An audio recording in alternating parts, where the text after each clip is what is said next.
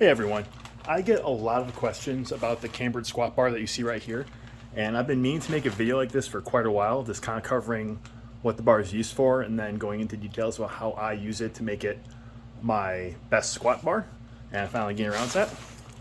So the cambered squat bar is not that popular compared to some other specialty bars. I don't see it getting talked about that often. It's very much a niche item. Its typical uses are as a tool for drilling squats, making it more difficult in order to train yourself better. Normally, the long arms there cause a lot of sway when you're squatting if you're not properly controlling them. And that sway forces you to slow down your reps, really focus on your bracing and keeping a solid, continuous bar path. If you start jerking around or you lose your brace or you go a little bit too far forward or backward, that sway really kicks in and it'll just knock you on your ass. So that's probably the most common use for the bar. Another good option is using it when you have shoulder issues or otherwise when you can't put a barbell on your back. Because you can grab these lower arms right here, you can easily set the bar up when you can't reach up high to put a straight barbell or a similar implement on your back. So I think this is a better option than a safety squat bar if that's your only problem, because the weight distribution is closer to a barbell when you're using the bar properly. But the safety squat bar is obviously still good too. So that is kind of its common use, and that's what you'll find if you just Google cambered squat bar. But I use it a little bit more differently, and that lets me put my biggest numbers up on this bar. It's my preferred squat bar. It's my go-to. I don't see many people that work that way, and I'm just going to quick show you how to take advantage of this bar if you are a low bar squatter that has a lot of forward lean like I do. So the most important aspect of why this bar lets me get the most on my squats is because of that back and forth nature that the arms allow. If you're not controlling it, it just sways like this, and that's not good.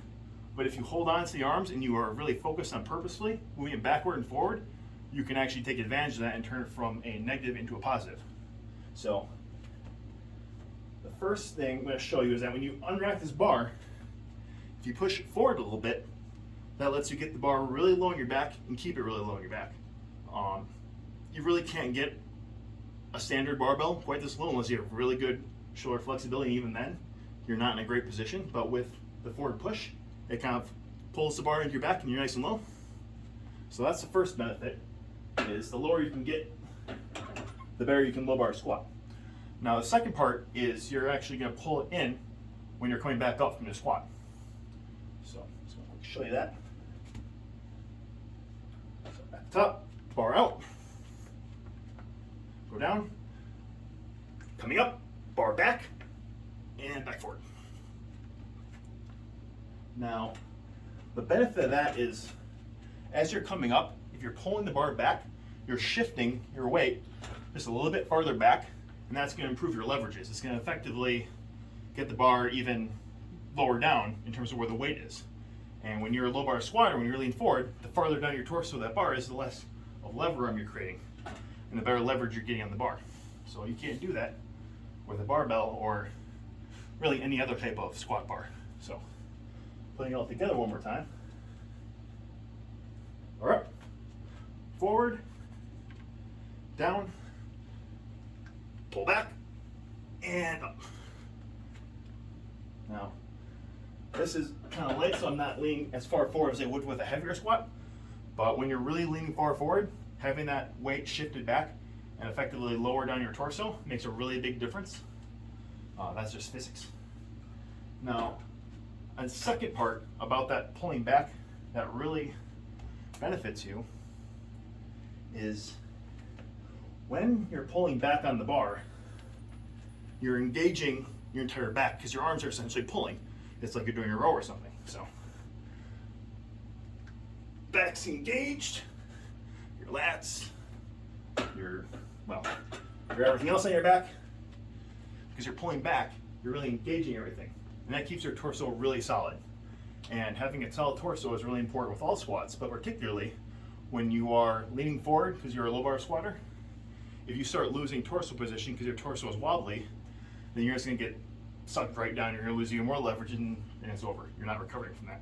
So having that built-in way to engage everything because you're pulling back really improves your entire upper body bracing.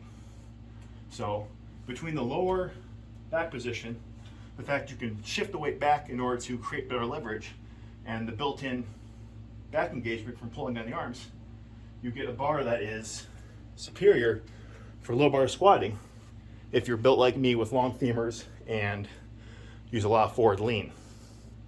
Now, some people will say, you know, you can't lean that far forward, you're training to a good morning, or you're going to destroy your back. And if you've been following me long enough, I think you'll know what I have to say for those people. It's just all about finding the best bar for you. And if you don't care about powerlifting or using a straight barbell for its own sake, and you are a low bar squatter that has a lot of forward lean because of your limb proportions, this bar is an excellent option. Now, this bar is not very expensive as far as specialty barbells go. This one is the Titan version. Even with their price hikes, this is barely over 200. I think if you're paying the Rogue tax, it's only a little over 300. And I don't know who else offers this type of bar, but it's not very expensive as far as specialty bars go. I mean, it's like 1/3, 1/4 of the price of that Mars bar that's behind there. So if you think it might benefit you, you're not out that much, even if you don't like it that much, because worst case scenario, you can still use it for its drill properties as a way to refine your regular barbell squat. Some people also like overhead pressing because it has a similar sway, or while I can't do it because I'm still too tall, if you have low ceilings, this bar might allow you to overhead press inside because the plates are down here. So long as you're not going into this thing with your hands, you might be good. So just some food for thought. Yeah, just give this bar a thought, and maybe you can get some bear squats with it.